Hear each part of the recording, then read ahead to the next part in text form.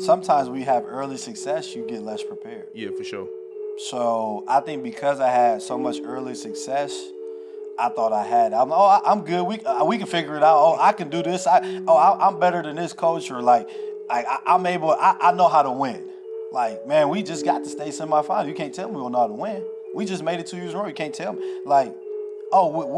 we got talent. Like, we're gonna figure it out. But it's like, no, you haven't figured it out. Like, yeah, you've won, but have you won it all?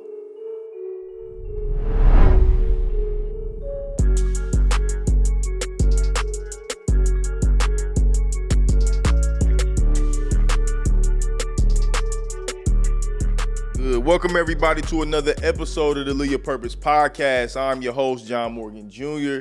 Man, it feels so good to be here with y'all today. It's beautiful outside. We finally getting a little bit of, a little bit of heat back. The cold in Northeast Ohio was trying to come back a little bit. You know what I'm saying?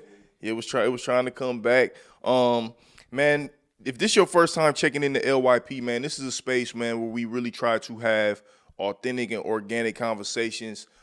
Specifically, we try to have intentional conversations too. And more recently, I would say like in this season, this iteration of the pod, I've really been trying to have conversations with people whom I have close relationships with, people whom I respect, and, people who I know support the vision and, are aligned with the vision and understand what LYP is, right? So a lot of the people that you've seen come down here and sit with me are those exact people. So this next guest that we got on here is that for sure. This is like, this is like when people talk about like day ones and sandbox and all that type of good shit. Like, this dude, we talk about it like, we go back to riding, scooters, you feel me? Before cell phones was the things, before the internet, electric scooters, My guy, Coach Cam Joyce is in the building. Cam, what's the deal, man? How you feeling, man? What's up, man? It's been a long time and waiting. Yeah, he been pressing me. He been pressing me for a minute. You haven't. Hey, man, there's been a lot of people in my circle, and it's like one person there. I'm like, dang, we kind of started this thing. I was just playing. He been pressing me a light little press. So Cam, man, tell me, bro. Like, let's just start, man, with like a check-in, bro. Like, how are you? Like, I always like to ask people genuinely how they doing, how they feeling. Genuinely though, like, like, where's your spirit, where's your heart? You coming off a state championship win, like, it's about to. Fall season is coming, So it's about to get back into the thick of it for you. So how are you? How's your spirit? How you feeling right now? Man, I'm doing really good, man. I've had a really, really good summer, man. So, like, I've been enjoying life, man, and everything, just kind of away from basketball. Obviously, a lot of celebrating with friends, with family, with our coaching staff, with parents, and all those good things, man. The love has been tremendous. Yeah. But, no, I'm doing really well. And obviously, school just got back started this week, so we'll get back started with our workouts and everything at the start of September. So for me, it's like, okay, almost kind of finally putting that close to the chapter. Yeah. So what we just accomplished back in March, and now you're getting that new group in, and hopefully do it all over again. It hit you yet? That we won it all? Yeah. You know what? It hits me in different moments. Some moments, no, but in some it definitely didn't hit me like when we won it, when we actually won it. Like, I experienced a lot of different emotions, and obviously, like, you kind of think about how you would feel when you get close to that moment. But like, I was in shock, and it was crazy because you kind of knew that we were gonna win probably midway through the fourth quarter. I think we had got up like 18. Right.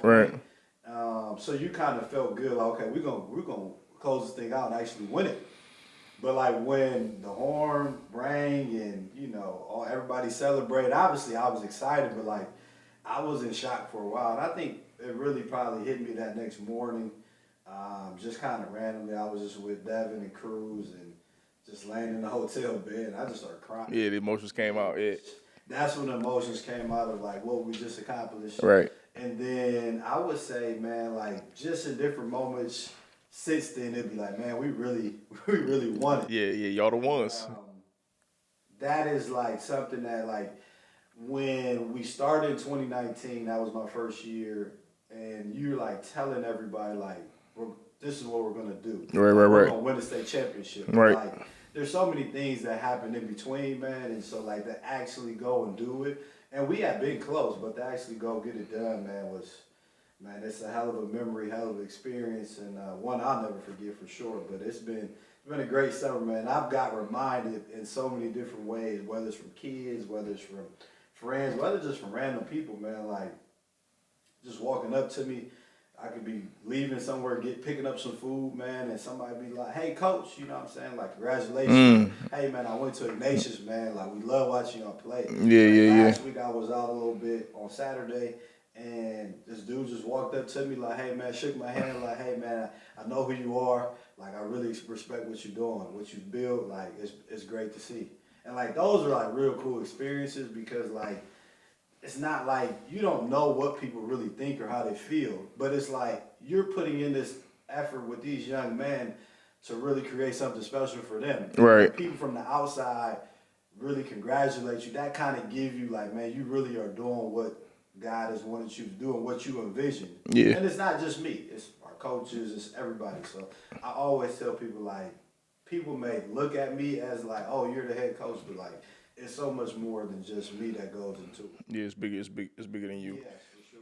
All right, so I'm gonna stay there a little bit. So, but I'm gonna jump back and forth a little bit, but talk a lot about basketball.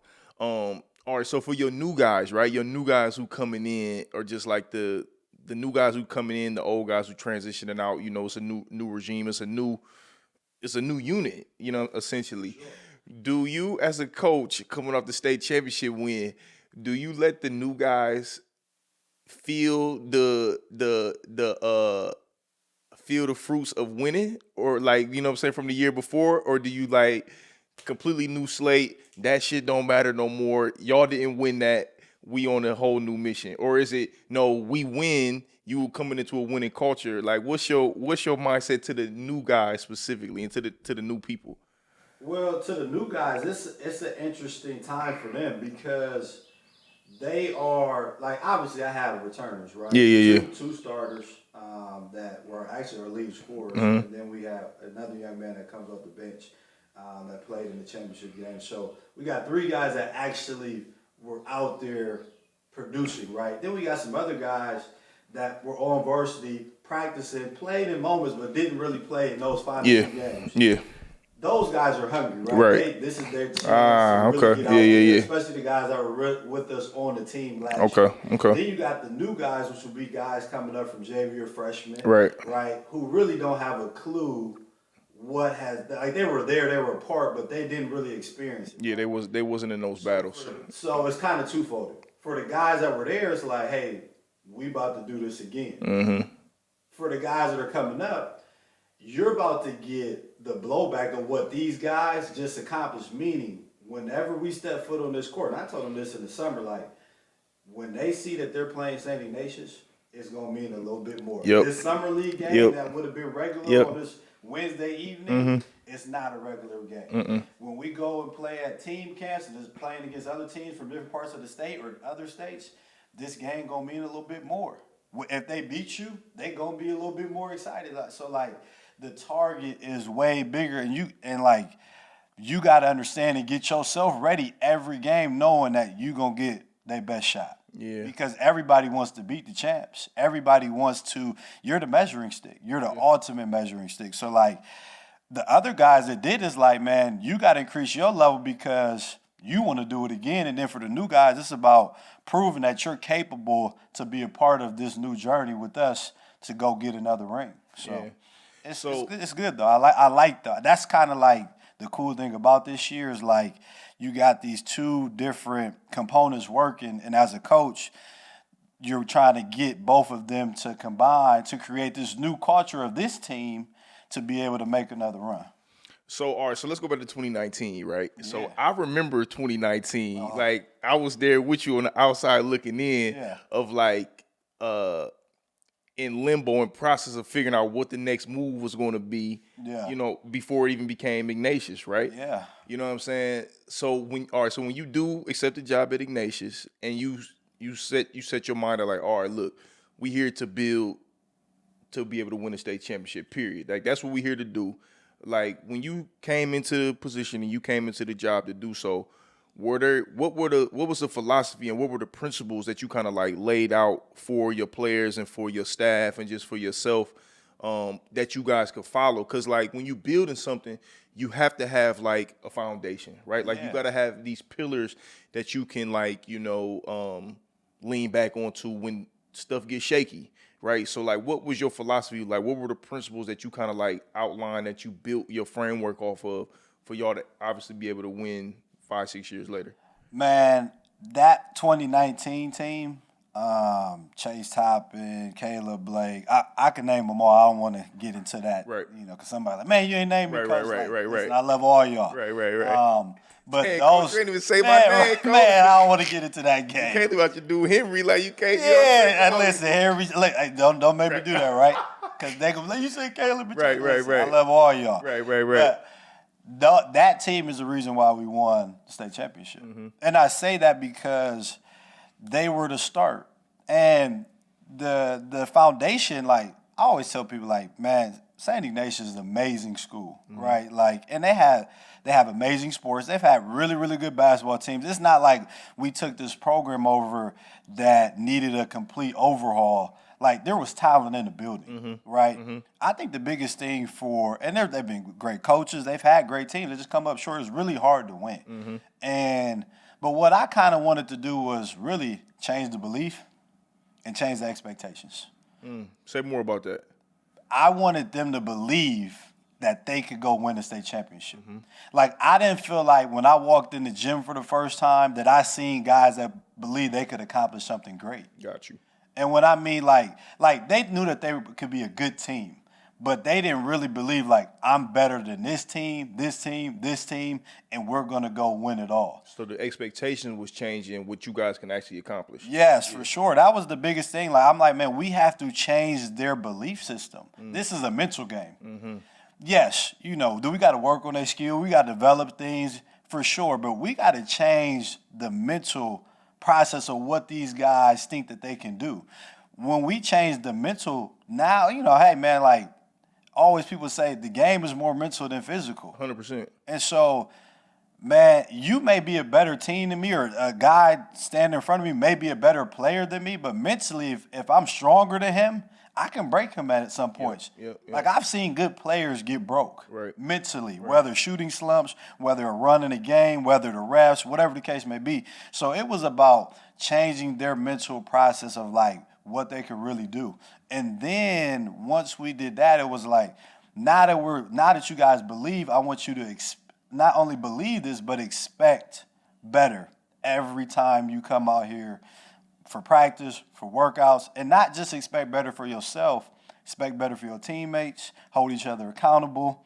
Like, when we play an open gym, I want that just as competitive as if we playing a regular season game. Yeah. Right? Like, I want you guys competing at a high level. When somebody walks in this gym, before they even walk in, they should hear it. They should, like, man, what's going on in there? Like, they should hear the energy. Like, they should feel it. Mm-hmm. And that team, man, they really, like, dove all the way in for us. For, like, they really took what we were telling them, and, like, by the time the season, like, we end up obviously falling short right before we lost in the district semis, the week before COVID happened and everything shut down. But, like, you couldn't tell, like, when I walked in that locker room after that game, like, I felt like I let those guys down because, like, they were in tears. And again, I've seen guys cry, but, like, you could tell, like, it meant something to them. It meant something. They believed. They believed, and they didn't want it to be over. Right. Like, they didn't want the season to be over. They had so much fun with what we brought to them, and we had so much fun with them. Like, I always will love those guys. Like, I tell them, I see, like, a couple of them still come around, see me at the office, man. Like, a lot of those guys that were seniors on that team, they just graduated college, man. So they now going to the workforce. I've seen some of them this summer. But I always make sure I thank those guys, man, because without them, you don't get what just happened. Yeah, see, I love that too, because, I mean, you know this, man, but for the audience, like, I'm really big on just mental everything, right? You know what I'm saying? And doing things from a mental perspective first, period. Everything starts from the inside and works. Everything on the outside is just a manifestation of what's going on internally, right? Yeah. So when you talk about changing the belief system, changing expectation, and really just hyping it up around competition, when you put those three elements together, yeah, you're gonna be bred for success, on the athletic side. And I think that a lot of times, man, like in coaching, right, it seems on the outside looking in, people don't always understand the importance of just like changing the mental dynamics of not only your team but the individuals and the players, because that stuff is going to spread everywhere. And you talking about changing, that is what helps you change a culture, which is what I hear you talk about. Exactly. Is what I hear you saying, what you did in 2019. You was able to change and establish a culture from day one, and you was able to build off of the culture, which, then led to y'all winning 5 years later. Yeah, for sure. And like it started to show right away. Like the next year, we took a team that was in our mind really, really good. Like I always say, like, man, we should have won it that year, which was in 2020, 2021, with guys like Henry, Will, Yante, John Efforts. We lost in the state semis. But like I remember we won the district championship. And that was the first time we had won the district championship in some years. Maybe since 2017, I want to say. And there was a picture, and we got like masks. Some of the guys got masks on, or they got the mask on their chin and stuff.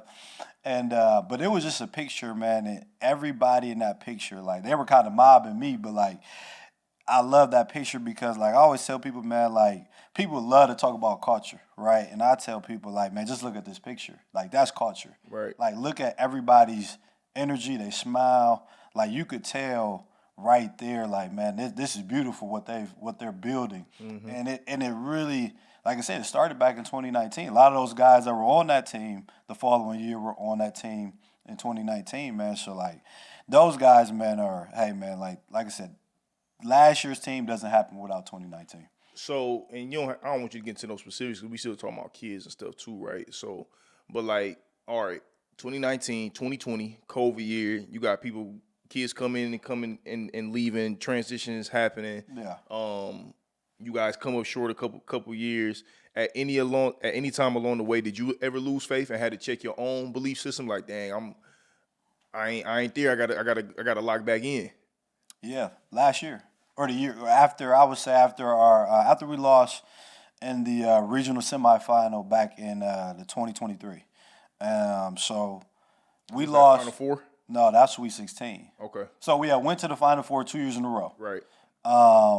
And so after we had lost the state semifinal game, so we went 2021, lost state semifinal. 2022, we went back, lost state semifinal. And there was a couple of changes I felt we needed to make. I was like, man, we got to get stronger.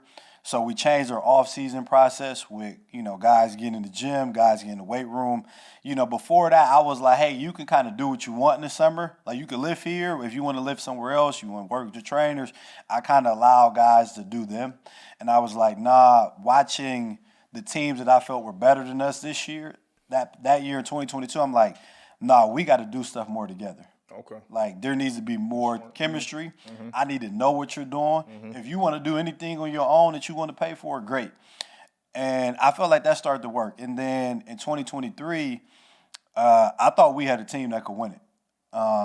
We had a really good season. We had a couple losses that we shouldn't have lost, but I think we were at the end of the year 16-6 regular season. And so we had the talent to really, make another run, to get back to the Final Four for the third year straight. And we came up short. And I took that loss really, really hard. And after the game, I questioned a lot, because I just felt like, man, like, I let them down. Like, how did we not win this game to get to the next game? To get to the next game, man, like, we really had the talent. And so... And then we had a lot of juniors on that team and sophomores. And so probably coming into last year, a lot of people probably felt like, man, this probably based off experience and before transfers start to happen, like they're going to have the best talent, And then two of my starters leave. And I'm like, dang, like, you know, what's going on here? So now we go from having basically 4 starters returning to 2. And one of the starters that was returning was a kid that just had transferred to us. Right. So he hadn't even really been there that long with us. Right. So we went from having all this experience to come back at first from a starting standpoint to now we're kind of on the same level. And so I started to really question, like, man, like, what's going on? You know, what am I doing wrong? Right. You know, what do I got to do better? And I remember having a conversation with my wife, and she asked me, and I think about an interview J.J. Redick had with, what's the 2 guys? Knuckleheads. And he was talking about when he was at Duke, I think after his sophomore year, J.J. Redick had, I think he was like All-American. He had a crazy year individually.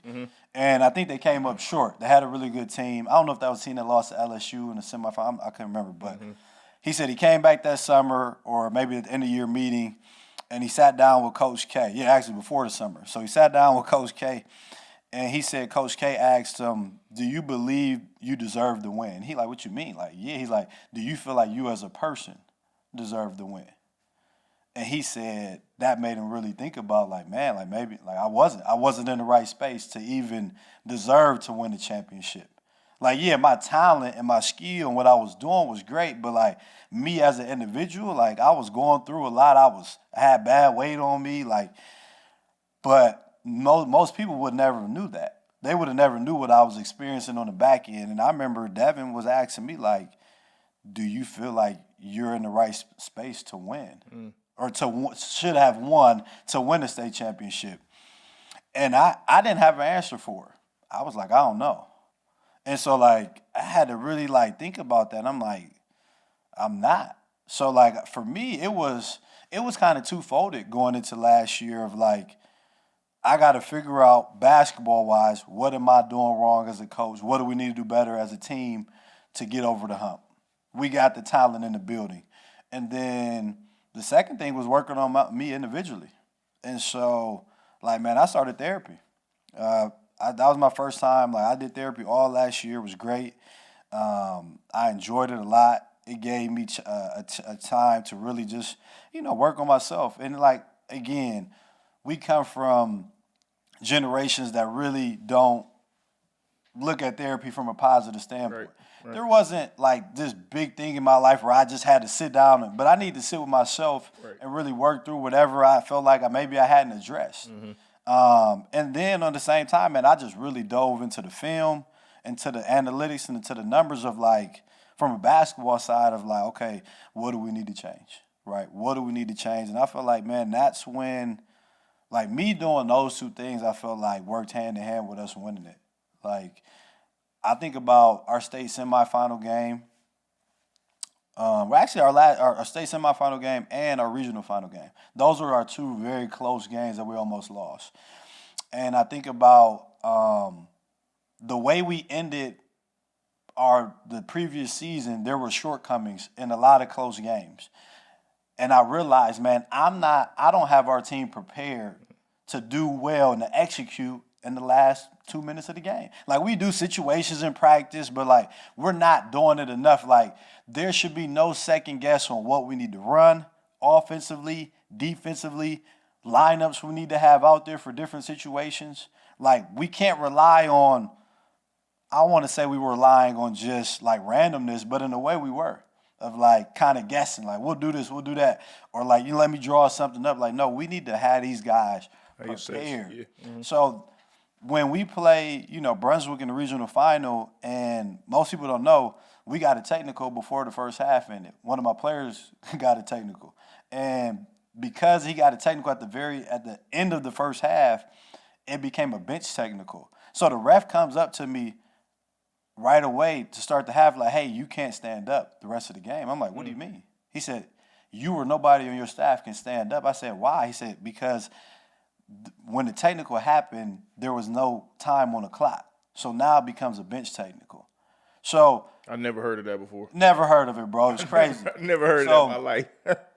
And so, yeah, obviously I'm upset, but I didn't let that take away from the moment of, like, this is about to deter us. Right. So I brought my coaches in before, because they told me as soon as we walked out of there at halftime, I brought my coaches in. I brought them in a circle. I said, hey, none of us can stand up. So we all got to echo the same thing. Like, and they were like, why? I was like, listen. I said, just listen to me. This is what it is. We all got to be on the same page. Right. For these guys to know what they need to do. Right. And then when warm-ups ended at the, at halftime, I brought the guys in. I told them, listen, we can't get up. It is what it is. We're going to be echoing crazy. You as players, when you hear us coaches, you need to echo too. Yeah. And when you guys are on the court, y'all have got to be talking. And it was loud in there. Mm-hmm. It wasn't it was at Kent State, it was probably like 4,000. I mean, 6,000, but for a high school game, it was loud in there, man. And, Brunswick was the underdog. They beating us, man. They had their whole town there, man. It was very loud. And so we could have easily been broken. But we weren't, man. We rallied behind that, honestly. It was like, oh, this is an obstacle in front of us. Okay, we going to jump over that. And then in the state semifinal, man, we got a technical. My point guard, Jackson Polinick, he fouled out on the technical with 4 minutes left in the game. And he was our leader, you know what I'm saying? But there was no panic with the guys, no panic with me. We were down 1. We got the steal. We called timeout. And the prior year before, we were down 1 versus Garfield in the regional semifinal. Mm-hmm. And we had the ball with like 30 seconds left. Mm-hmm. And I wanted to hold the ball till 8. Mm-hmm. And this was like, hold it till 8, and this is what we'll do when it gets to 8 seconds. Man, we got out there. And, again, I'm not blaming any player in this. I blame myself because there's no moment my point guard should have thought at 21 seconds to go. Mm-hmm. Right? And so he went at 21. We don't get what we want. We end up losing the game. But and again, the game was tied, actually. Yeah, because they got the ball to score. They got fouled, made 1 free throw. So the game was tied. We weren't even down 1. The game was tied. And so now you fast forward to the state semifinal. We down 1 with the ball. And right away, man, we knew what we were going to run. We knew who we wanted to get the ball to. And not only that, my assistants, I credit my assistants, they were like, hey, they got fouls to give. So we need to go right away. And this is what I mean is bigger than me, because my assistants were the one to bring that to me, like, hey, Cam, let's not wait. Let's go right away. So if they foul us, maybe we're going up for a shot. Or they can't foul us because we are driving. If we just standing out there, they'll just foul. Yeah. And now time is, now we got less time to be able to execute. So I feel like that kind of threw them off a little bit too, because we got the ball and we got right into our action and we scored with 16 seconds left. We scored in like 7 seconds. It wasn't like we held it and then we defended. So, but again, I just talk about that's preparation. Yeah. That was everything that I learned prior to that went into that. Right. And that was working on myself. Right.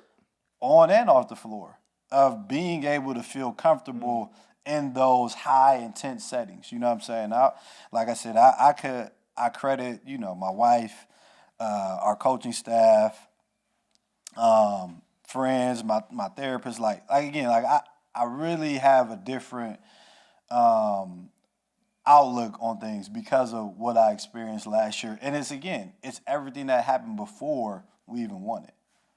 Talk more about that. I love all that too. Talk more about how the preparation is really the thing that kind of put you over the top, right? That's the kind of thing that made you deserving to win, right? The preparation. But you spoke to it. You said it was the preparation off the court and it was the preparation on the court, right? It was the stuff that you was doing. You was working on yourself internally, sitting down, talking to your therapist, but you was also putting in the time and the work, diving into the film room, looking at the analytics, being prepared and knowing what you guys are going to do. Just talk about the preparation, how those things work together ultimately led to you kind of being more deserving to winning. Why the preparation? What is so important about the preparation specifically? Man, because I'm glad you asked that, because the preparation, sometimes we have early success, you get less prepared. Yeah, for sure. So I think because I had so much early success, I thought I had it. I'm good. We can figure it out. Oh, I can do this. I'm better than this coach, or like I'm able. I know how to win. Like, man, we just got to stay semifinal. You can't tell me we don't know how to win. We just made it 2 years in a row. You can't tell me. Like, oh, we got talent. Like, we're going to figure it out. But it's like, no, you haven't figured it out. Like, yeah, you've won, but have you won it all? Like, because there's two different wins. There's two different levels of winning. It's like what Will Smith said, that there's a level between a B and an A. Like, you know what I'm saying? There's different type of sacrifices that you gotta do to get from a B to an A. Yeah. Like, let's be honest. Do you think, Mike Shanahan feels like he can't win right now? Right. He probably feels like he hasn't won anything because he's not won the Super Bowl. Kyle Shanahan. Or Kyle, Mike. Right. Mike got two of them. Yeah, right. Mike got two. Right. Kyle Shanahan probably feels in some ways, man, I've lost this game 3 times. Yeah. So, like, all the regular season wins, the conference championships, they don't matter to me because I ain't won the game. Right. So, like, who was I to think, oh, well, I figured it out? Like, you haven't won it all yet.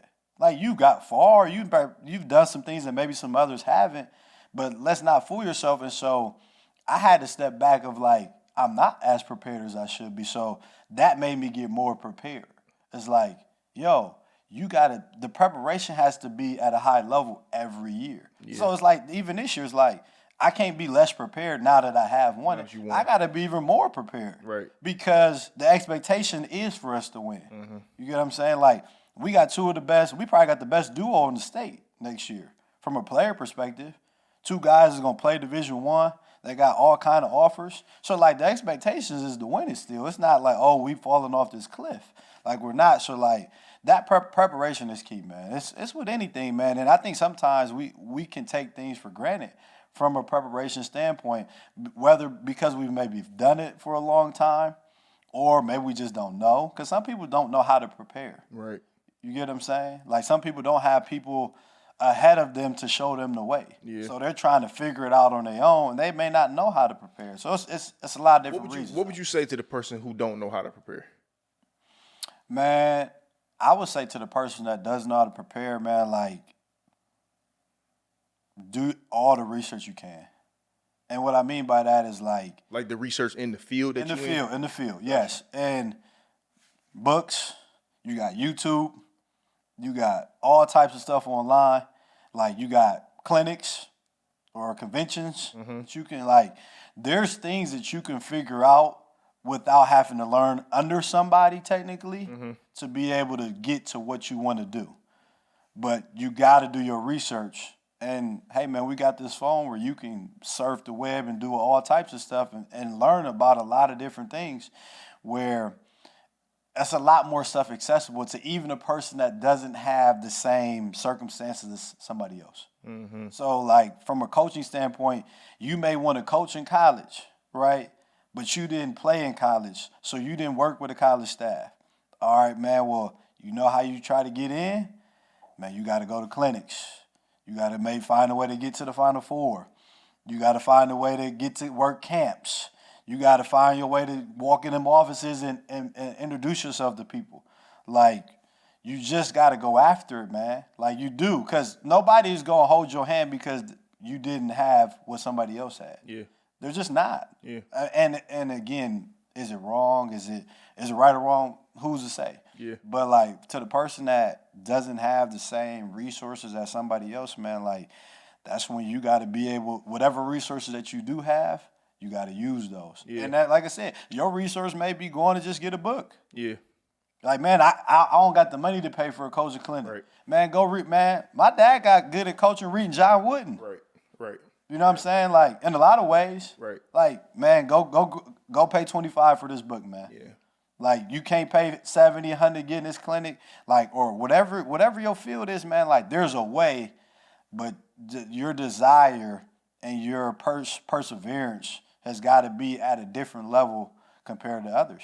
Yeah, no, I love that too, because at the end of the day, man, it just comes down to, like, you know, you just said the word. If your desire is strong enough, right? Yeah. Like, if you really want it strong enough, if you want to see yourself in a certain way, it's just a matter of, like, putting yourself out there and just taking the steps, like, you know. And I'm just a big believer. Like, my mother used to always say, like, people don't mind helping people that help themselves, right? Like, you know what I'm saying? Like, people can tell when a person is doing the work, Correct. You know what I'm saying? And people can tell, like, all right, I can see that they working and they doing the work, but if I could come in and kind of like help them refine it a little bit, I may give them a little bit of gym or whatever. Or somebody just may be a little bit more graceful to you. Or, man, God is just going to continue to bless you because you putting in the work, you know what I'm saying? So it may be things that just kind of fall in your lap or whatever, and the case may be. But nothing's going to happen until you do the work. So I love all that. All right, so I want to, let's go back, right? So let's put your story into proper context, right? Yeah. So I'm gonna start with like my introduction into you, right? Yeah. So I never forget. This got to be going into this is fifth grade year summer of sixth grade going into the sixth grade, right? Or no, summer of fifth grade going to sixth grade. Summer of fifth grade going to the sixth grade. I hadn't met you yet. I'm over my guy Moss house. Shout out my guy Moss. Yes, sir. Shout out Moss. And Moss, we was talking about the upcoming school year, and we was talking about basketball and shit like that. And he was like, man, I think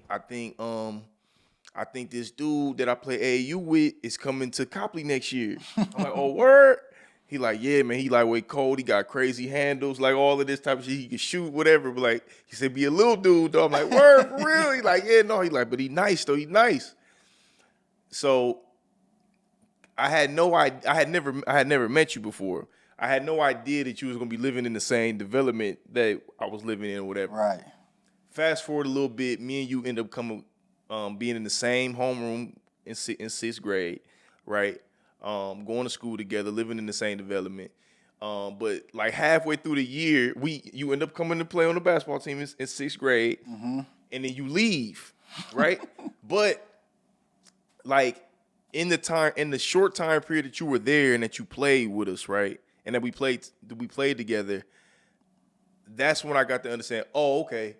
No, this dude not only just nice, he come from like, what people would consider basketball royalty. Like this is a ecosystem. This is a family ecosystem that you come from. So like, for those who do not know, like your father's Coach Dru Joyce, arguably the most successful high school basketball coach ever, right? Like definitely in the state of Ohio without question. Your brother played professional overseas for years.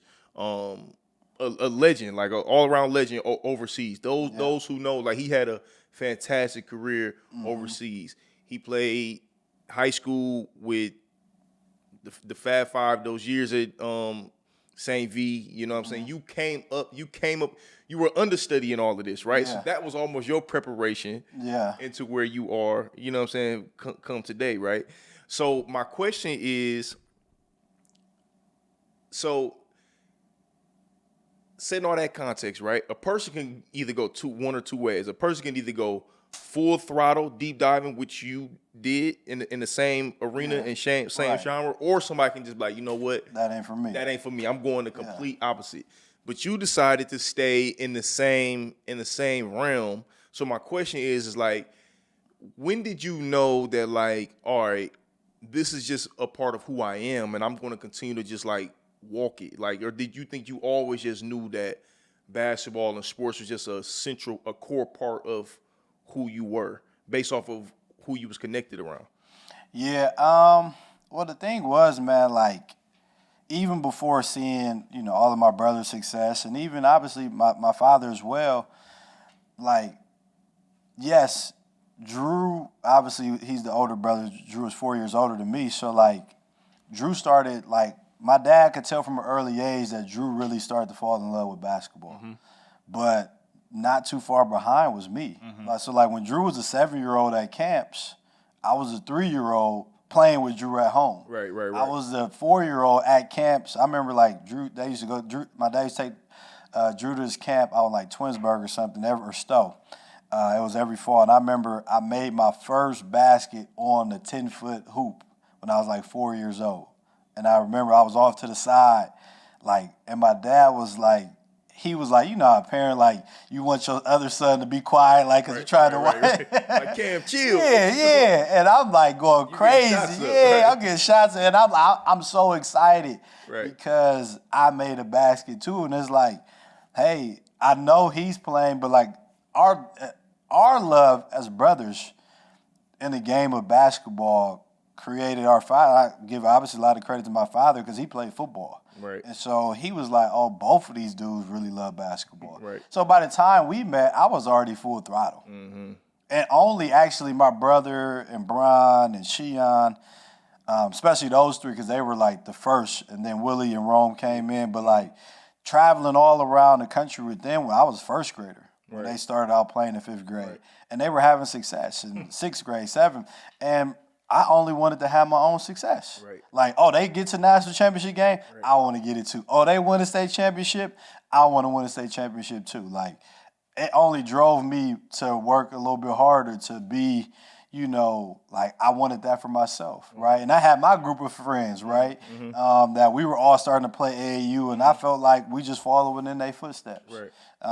And honestly, what's crazy is when I moved to Copley in 6th grade, when we met, like you said, we lived in the same development. We rode the same. Rode the same bus to school and from school. That's a fact. And bus 12. yes. And what's crazy is I went to Copley. I was playing with y'all. Like I fully moved in our new house midway through, like kind of right after Christmas that year. And I was already. I think our season started like November. Yeah. So I was already playing with y'all. And then when we finally moved, my parents were like, well, do you want to go to Copley Middle School or do you want to stay at Emmanuel, which, House of the Lord. At that time, Emmanuel was at House of the Lord. And I started at Emmanuel I was there the very first year that school that opened up. And I went from kindergarten all the way through. Mm-hmm. Matter of fact, me and my friend Uriel were the first 2 people to actually go kindergarten all the way through. And so I left. And I started going to school with y'all, but I was like, man, I could not just leave my classmates behind of like, man, I've been through this with y'all since I was in kindergarten. Mm-hmm. Like to not graduate from Emmanuel at that point was like my Principal Subers, she was heartbroken when I left because she like, man, like you like one of the first kids to ever go here. Right. And so I went back. Mm-hmm. And that's probably threw everybody off. It definitely did. It was, literally in the middle of the school year. Yeah. I'm like, bro, where Cam at? Yeah. Like, bro, he gone. He went back to like, Cam, where you I go? literally went to Copley Middle School 6th grade for like a month. Literally, it might have been 2 months, maybe. Nah, I don't think it was too much, bro. It was like a month.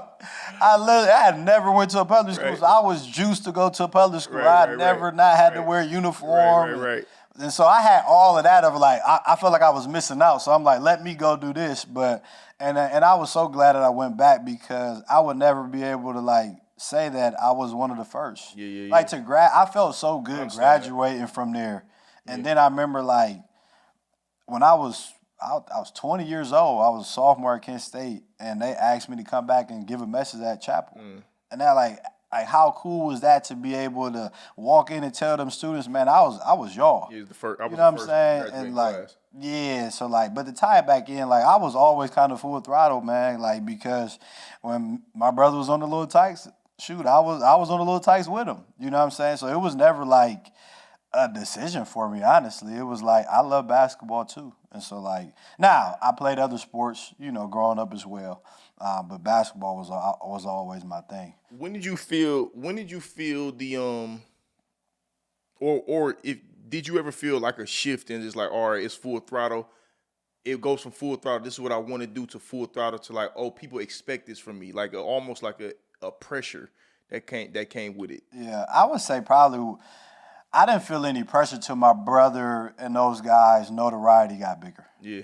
Because at that point, I never, like I said, I never looked at them in that way, no way. But like when their notoriety grew to a level of like stardom, and not like obviously Brown, biggest star for sure, but like them other dudes was big too, man. Like Dru and Sian and Romeo, Willie, they were big too, man. They were signing a bunch of autographs too. Now people probably wasn't selling them for as much, right? But like they were huge too, man. And it's like that's when honestly I started to feel pressure of like, oh, you Dru's little brother. Mm-hmm. Oh, you Coach Dru's other son. Mm-hmm. To the point where I almost didn't go to St. V because I was like, man, I'm just go to Copley with y'all. Right. You know what I'm saying? We was undefeated 7th grade, 8th grade. Record still stands. That's a fact. 32-0.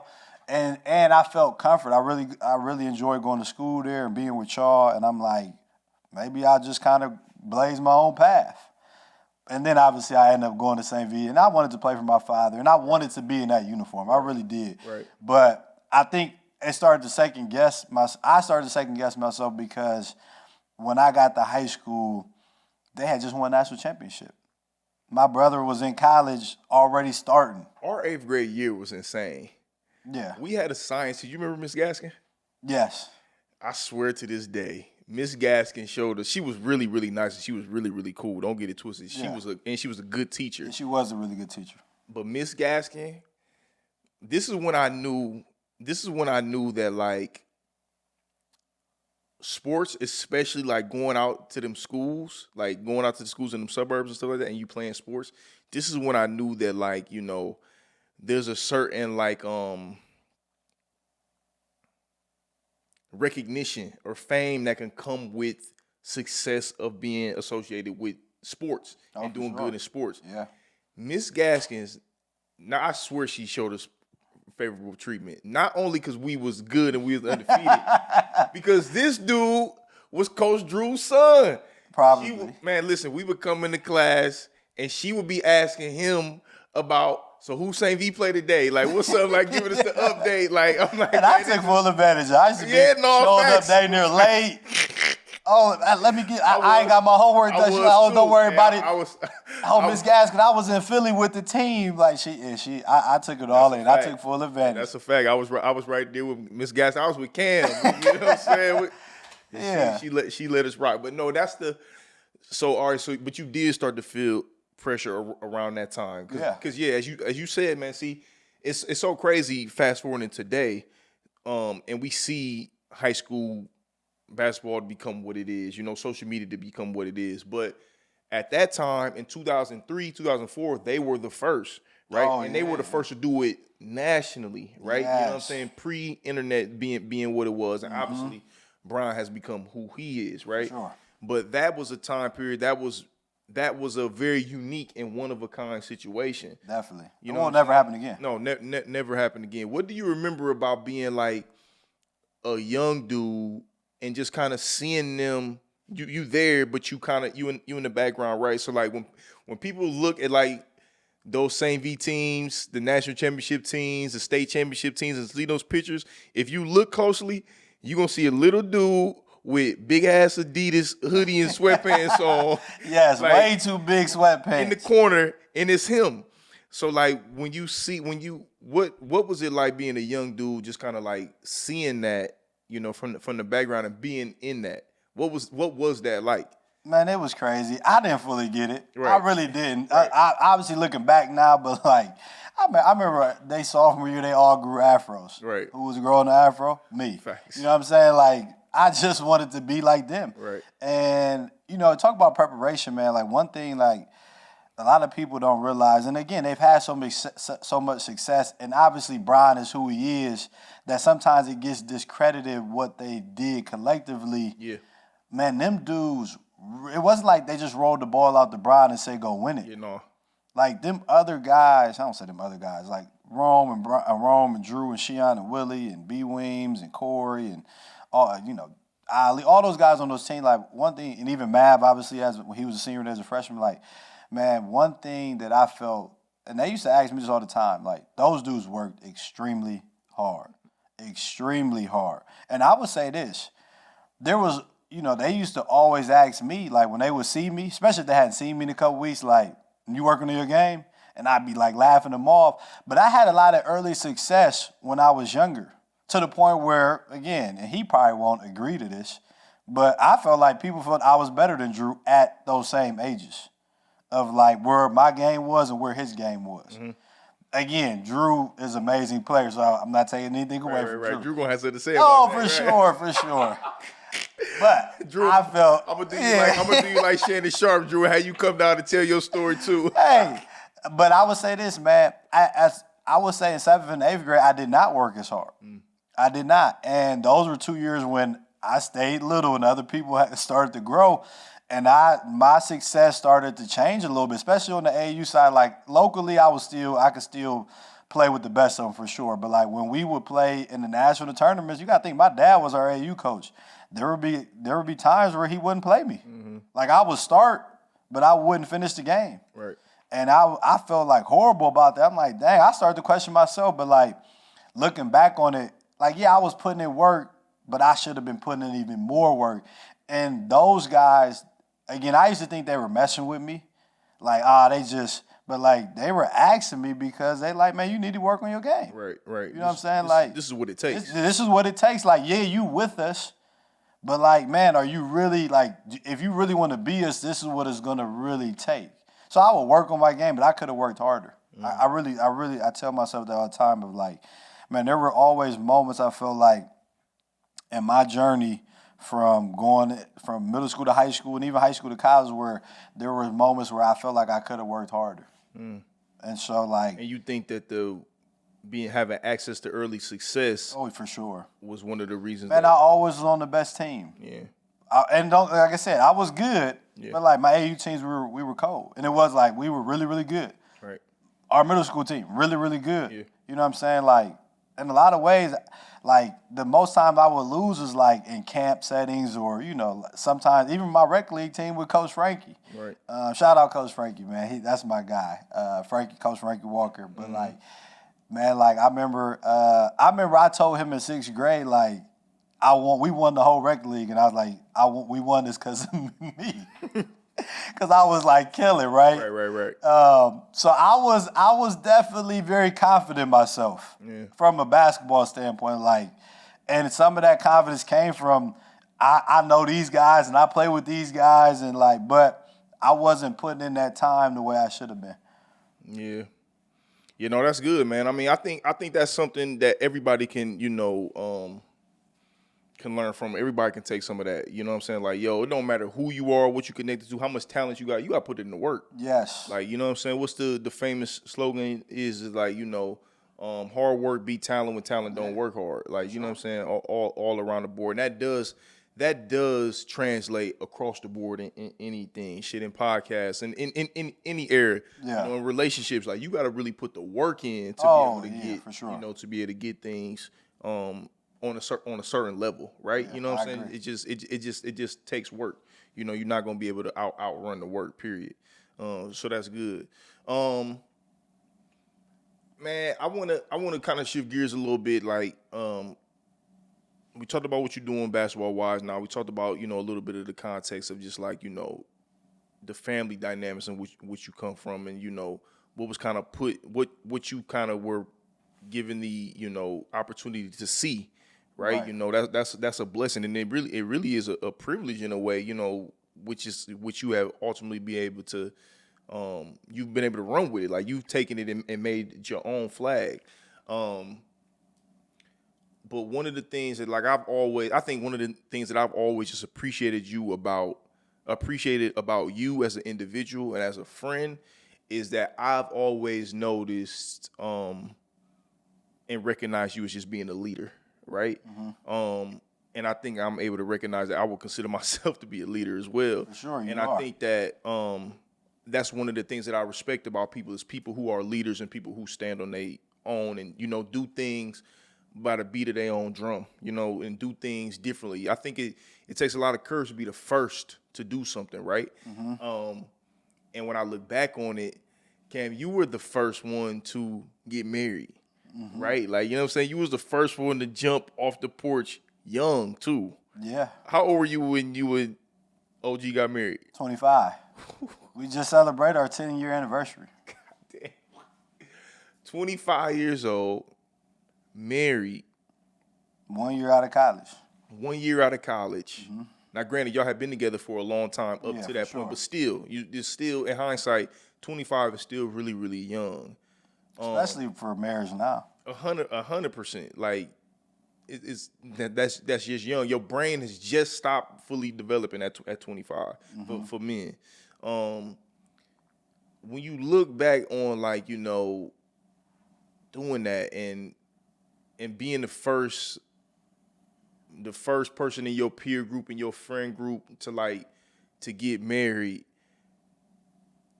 Was it another situation that is the same as like even when you were hooping, like you didn't get what you were doing at the time, or was it just like, no, this is what I want to do, I'm standing on it, and I'm gonna just, what was your thought process being a young person? Because I remember the conversations we would have, but again, I want to hear 35-year-old Cam talk about what was going on in your mind back then.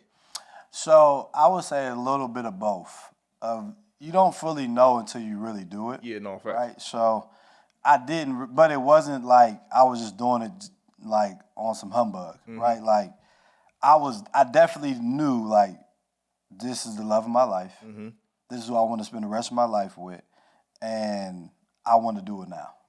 Like I don't want to wait for, at that time when we got engaged the summer after I graduated college. So at that time, I didn't even know what I was going to do with my life technically. Like I was trying to hoop. I was trying to go overseas. I had an agent. I got hurt the week of my senior year. My senior year in college, the last week of the regular season, I got hurt. I rolled my ankle really, really bad, and I tried to play on it, made it worse. But so I went into the offseason basically trying to recover from this injury that I never really had. I never had any long-standing injuries like that throughout my whole basketball career. I never tore, thankfully, to ACLs or MCLs. Like, obviously, rolled ankles, stuff like that. But, I never had any major injuries. And so I didn't know how to deal with this injury the way, basically, I should have been getting treatment right away when the season was over. I didn't. I thought, a couple weeks, I'll be good to go. So I'll be trying to play on this bum ankle that I had no business playing on, which then made it worse. I never got fully healthy, and that backtracked me when it came to playing in these overseas camps and different things that my agent had set up for me that summer. But at the same time, Devin was working in New Orleans that summer. She was doing Essence Festival, and she was there for about 3-4 months. And I just remember, man, I just had a different feeling that summer of, obviously missing her, but I felt, man, if I'm about to get an overseas contract, I don't want to be away from her no more. If this is what it's going to feel like, and now you're going to add in, I'm going to be 6+ hours ahead of you. And I'm like, man, I don't want that. I want to be with you now and forever. And so, that's what I came, as a 25-year-old. And I didn't really know all the emotions, but I knew this is what I want to do. This is who I want to be with every day. And I knew I didn't want to be without her anymore. Right. It just didn't feel right to me anymore. So, man, I was like, hey, we're going to get engaged. What does 35-year-old Cam know about marriage today that 25-year-old Cam did? Oh, my gosh. So, obviously... Go ahead. I want to cut you off. I want to know what you didn't know then, but I also want to know what did you think you knew then that you had no idea. Well, I thought just getting engaged was it.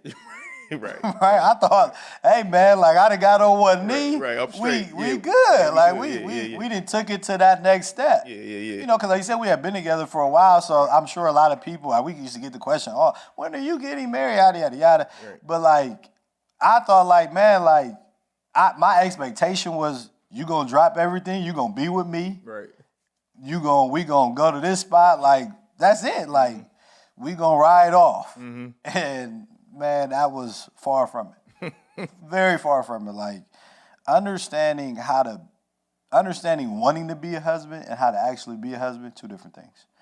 And you gotta think, man, especially now, I'm not the same person that I was definitely when I was 25, and neither is Devin. So, obviously, people are always changing, but 25 to 35 is a big change. Huge change. I'm not saying that 35 to 45 won't be. It should be. Right. It should be a big change with people. Man, you got it, man. People in their 20s are, again, like I said, there's a lot of things that we're trying to figure out in our 20s. Correct.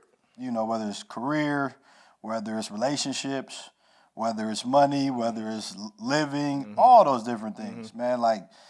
And like you said, a lot of people don't have it together at 25, 26, 27, 20, and I didn't either. Right. I just knew that I didn't want to be without Devin. But I didn't know what it was really going to take to be everything that I needed to be for her. I didn't know how to actually operate especially with my friends when I got married, because it was used to like, all right, I'm used to not telling anybody like, hey, what y'all doing? Okay, cool.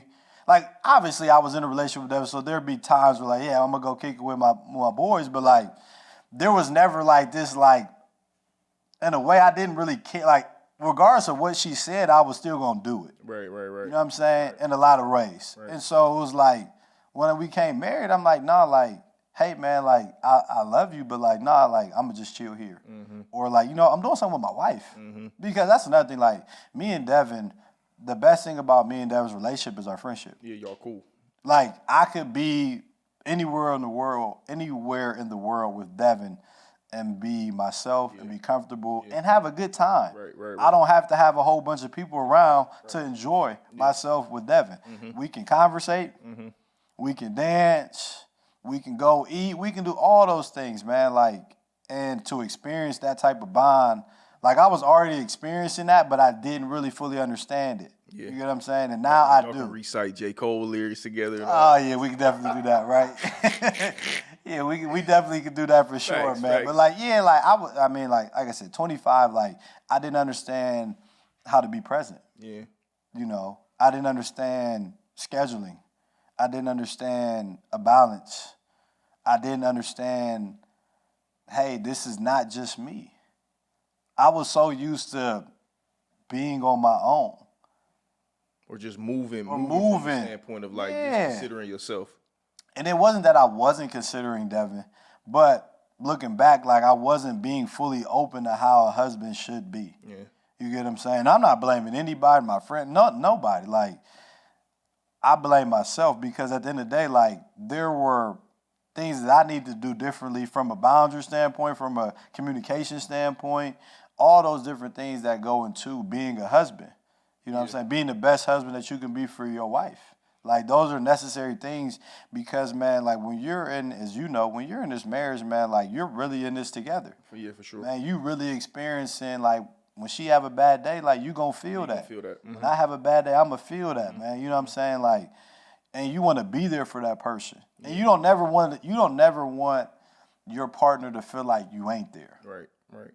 You know what I'm saying? Like, you don't never want your partner to feel like, man, like, I'm in this, but I'm in this alone. Right. You know what I'm saying? And those are things that I had to, you know, work through because I didn't get. Like I said, I thought getting married was the end goal, but it's like, no, like, that's the start of it. Yeah. Like, and I probably thought that because we were together so long that I'm like, things are going to change, but not really. You know what I'm saying? Like, this is just... it was just solidifying what y'all already had. Exactly. It's the whole nother... Oh, my gosh, for sure. Yes, definitely, man. And, like... Well, that's why I call it... That's why I started it out by calling, you know, saying that what you did, you know, you a leader, you know, because it takes a lot of courage to do stuff first.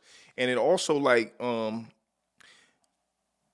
It also takes a lot of courage to do stuff first because you are learning how to do them in real time, right? Yes. So you managing, how do I have these relationships with my friends? How do I, you know, be in this relationship with my wife? How do I figure out what I need to do with my career? How do I manage my time? You learning to do all that stuff in real time, still as a young person, right? And I'm trying to figure out my career. She has started her company. She trying to figure out her career. Exactly. How do we balance that? Exactly. And we moving. And who do you like? It ain't like you have like you had your parents, she had her parents, stuff like that. But their dynamics are completely different than y'all dynamics. So it's not like y'all have anybody that y'all can see that's modeled what it is that y'all creating. So y'all are really learning stuff in real time. In real time. On the go. Yes. You know 100%. What I'm saying?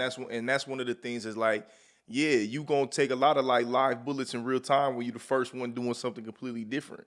Yeah, definitely, man. You know what I'm saying? But like, I don't look back and second guess that, man, because like, I don't feel like I would be who I am without that. Yeah. You know what I'm saying? Like, I don't feel like I would know how to be a husband and experience a beautiful friendship and relationship with Devin if I hadn't gone through those things. Yeah. Like, I had, like, I'm not saying I had to go through that, but like, at that stage of my life, I had to go through that. For me, everybody's a little bit different, right? But like, the thing that always kept me going was her. Like, I've always wanted to be with her. I've always wanted to start a family with her. I've always wanted to be in this thing of life with her. Yeah, sharing. So so it ain't like, as long as we got each other, we good. Communicate, man. Like, there's gonna be different things that come across our front porch, whether from a positive standpoint or a negative standpoint, and that's everybody. That's all relationships, man. Like, I think a lot of people, and here's another thing. I feel like a lot of people, because we were young, because we were the first, we were kind of on this pedestal, right? Yeah. Of like, they put expectations on y'all. Yeah, you know what I'm saying? And like, we didn't ask for that. You know what I'm saying? We just being who we were in that moment, not to be this model for y'all. Right. And it don't, like, your relationship is your relationship. That's right. Everybody's relationship is different. That's right. And so, like, what works for us may not work for you. That's right. And that's okay. That's what may work for you may not work for us. Yeah, and people tend to think that, like, when you are operating in the place of just like genuine love for your partner and you really rock with this person, you got a good friendship.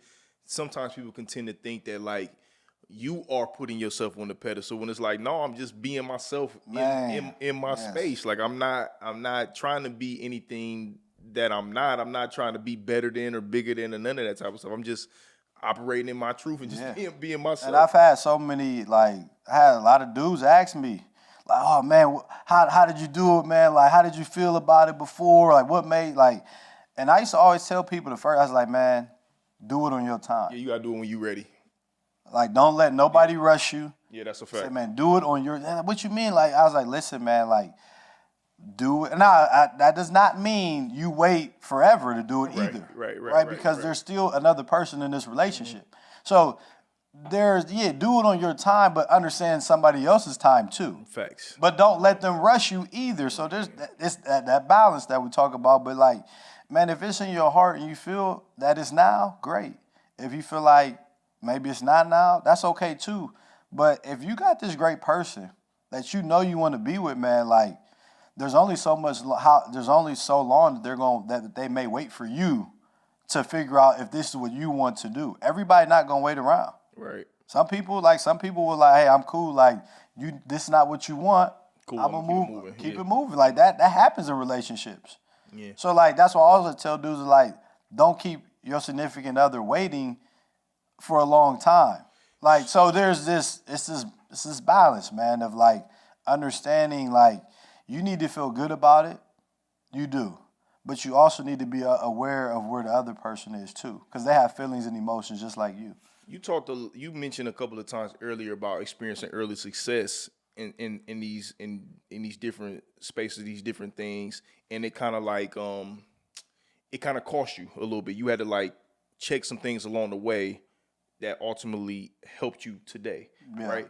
Was there any consistency in that, and just like early marriage and like early relationship for you? Did you experience early success in your relationship and in your marriage, and it's just like, okay, I may have got a little comfortable here, but I gotta refine this. I gotta tighten this up a little bit more. That's kind of helped you today. For sure, man. Because hey, man, the longer you're married, it's easy to fall into routines, to schedules, to assumptions, to what you think is going to be every day or what it's going to look like. So definitely, again, because of our relationship, there was a lot of things that I didn't really take into consideration. I would say the biggest thing is like seeing Devin evolve from a young woman into an adult woman. Yeah. Right? And that's been a beautiful transformation. Not like she was this bad person, but like what Devin loves and likes is way different than what she loved and liked at 24, 25. 15, 20 years ago. Or even before that, man. Like, and Devin is a person there's a lot of layers to my wonderful wife. And I never fully appreciated those layers. I never fully appreciated her desires to want to change. You know what I'm saying? There's good with change. You get what I'm saying? There's good with evolving. There's that's what you're supposed to do. You're not supposed to be the same person, man. Like, I don't want what I liked at 22. Not to say I can't still like that, but that shouldn't be the only thing that I still like. That's right. Right, as a 35-year-old. Adding to the I'm adding to it, and sometimes I'm subtracting. Right. But like, that was something that I really didn't take into consideration. So when we may have been 30, I may have been treating Devin at 30 like I was treating her at 25. And now, like, that's where I'm like, yo, you can't, that's not what it is. Yeah. But because of the routine, you don't, or the assumption or the early success, you're not thinking of that. You're like, man, I know you, man. Yeah, you know me, but like, do you see me? Right? And sometimes, man, like, again, relationships always have their highs and lows. Yeah. And I think people have to be okay with, like, let's go with what I tell our guys all the time of, like, man, celebrate that win tonight. Don't get too high and don't get too low. And that's the same thing in relationship, man. Like, yes, you want to be super happy. You want to experience all those feelings to the utmost. But at the same time, there's going to be times where you're going to be feeling very low. Yeah. And when there's those times where you feel really low, man, don't lose your faith. Yeah. Don't lose your work ethic. Don't lose your desire, because those things will eat at you. Yeah. And they'll take away from your relationship with you as a person and your relationship with your partner. Like, those things matter. So I think that's like, man, like that has been the big change from 25 to 35 is like, man, like, we really grew a lot in this together. Yeah. Right? And that's beautiful too. Because, like, some people get together at 30 or 35 or 40 or 45, and, like, they've already went through that. Like, we kind of went through those changes together. Yeah. For good or bad. And like I said, man, like, that's a part of our journey. Like, I don't take away from it. I had a lot of faults in, whether things were bad. Like, I own up to those mistakes. And I'm better because I understand, again, who have I always wanted to be with, where do I want. Clear on the intention. And my intention, yeah. Exactly. And, man, like, we got a little son now, and so, man, shout out Cruzy. Shout out Cruz, man, Cruz, man, Worldwide Cruzy, man, like, that's my dog, man, and, like, just, that's another layer, seeing Devin as a mother, like, man, like, you're just peeling back, man, like, because as you know, man, like, seeing C before kids and seeing C now, like, man, like, motherhood is a beautiful thing, man. Mm-hmm. Obviously, but, like, again, to see Devin become a mother and how she has approached it, man, like, it's awesome, man. Like, to just sit back and just really, like, sometimes we'll all be, like, kind of on the couch, and I may be on my phone, and, like, Devin Cruz are, like, playing, and I just would, like, stop or record them and, like, just watch them, and it's like, man, like, just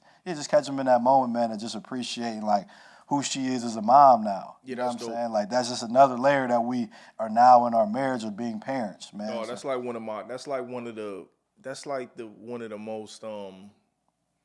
the most fun, and, like, that's like one of my favorite things about life right now. But sometimes I'll see in real time, like, I'll be able to take a step back of just, like, the moving and just, like, the parenting, right. The tasks, the busyness. I'll be able to take a step back and be able to, like, oh, snap, I got a beautiful wife. Mm-hmm. I got beautiful children. Mm-hmm. Like, oh, I'm living my dream in real time. Yeah. Like, this is the dream, right? This is a part of the dream right here. This is a big part of it, and I'm living it in real life. So, like, that's, like, one of the coolest parts. I think for me, man, like, one of the things that I had to kind of, like, really check myself on, and I had to, like, admit about myself in marriage specifically, was that there would be these times where I wasn't fully accepting and embracing of C being who she was, right? Like, I wanted C to be who I wanted her to be. Correct. You know what I'm saying? Yeah. I wanted C to communicate the way I wanted C to communicate. Yeah. I wanted C to show up in the way that I wanted C to show up. You feel me? Like, I wanted C to respond in the way that I wanted her to respond. Yes. You feel me? And it's like, but that ain't her. Exactly. Like, you know what I'm saying? That's you. You doing stuff that you want her to do that resemble you. You know what I'm saying? That resemble John. It's like, that's not fair. Like, no, not at all. And when you... And it's selfish of us. It is. Because I did the same thing. It is. Honestly, where it's like, I wouldn't react to that the same way, or I wouldn't, like, or say whatever the case may be. And like you said, you're not a selfish person by nature, but in that moment, you're selfish. Yeah. You get what I'm saying? And I really think that it really is like a control thing and like a fear thing. Yeah. I think it's a lot of just like, you fearful of what you don't know. Yeah, right? So you fearful thinking that, well, if it go that way, I'm not gonna know, or it's not gonna be what it was. But it's like, no, with change comes opportunity. You know, with change, especially when, you found it on something that's real and that's true and that's like, that's honest and like, it's really,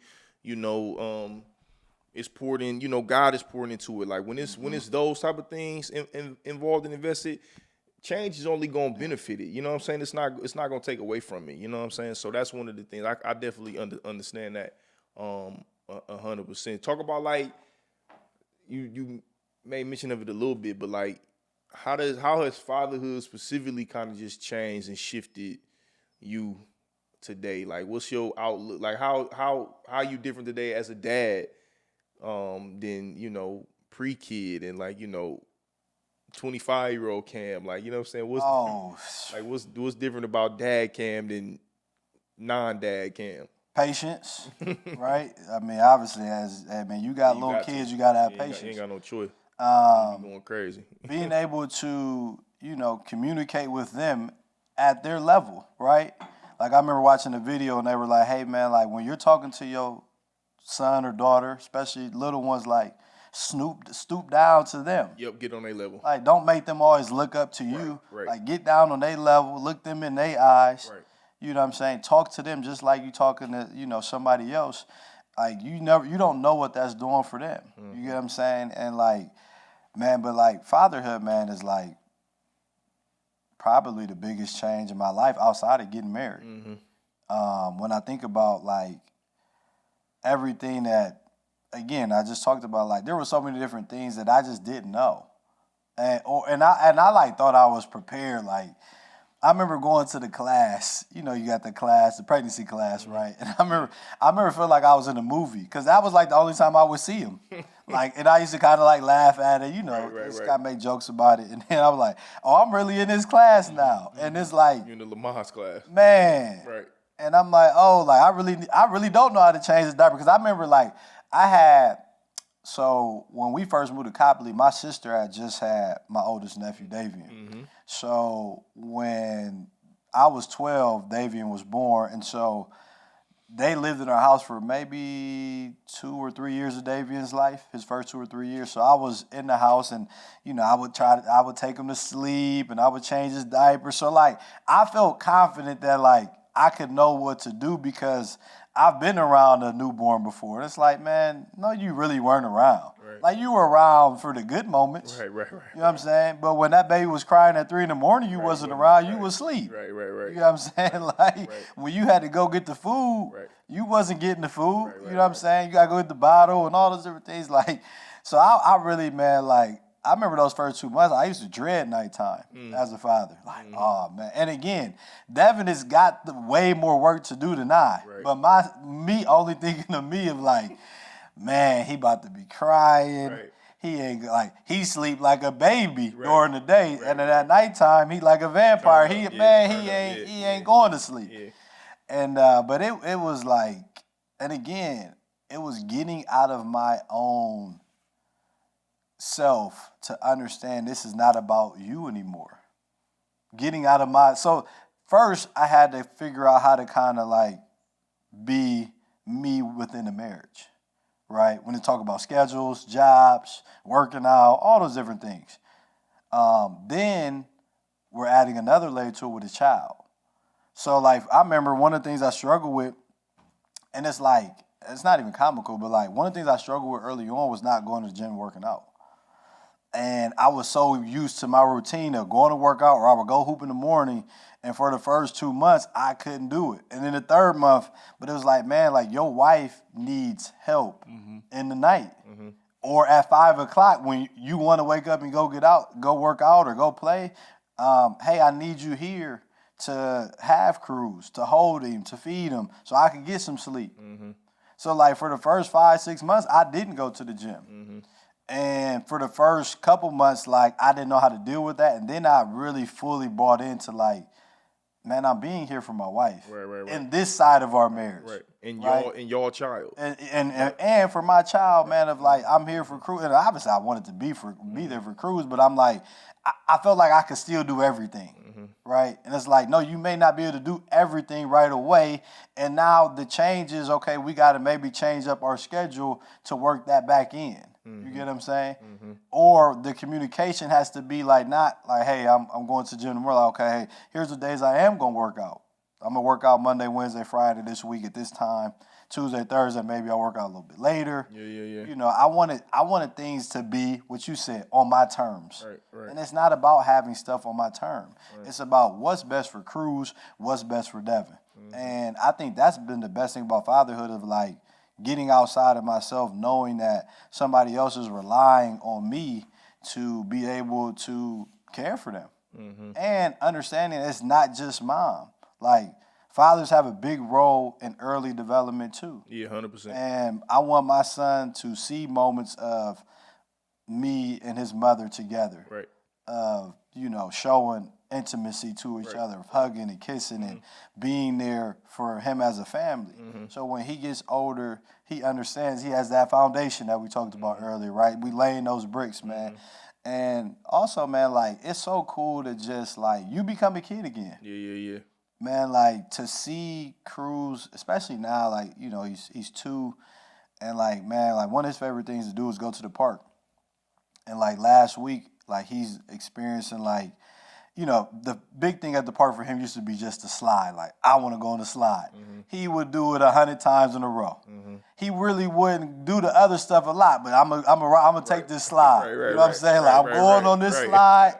I'm gonna be on this slide. If it ain't broke, don't fix man, it. Man, I know where I'm good man, at. I know where I'm good at, man. Right. And so, like, but now he's venturing off. And so, like, one of the things, like, I was, you know, been helping him with is, like, climbing, you know, kind of the bars.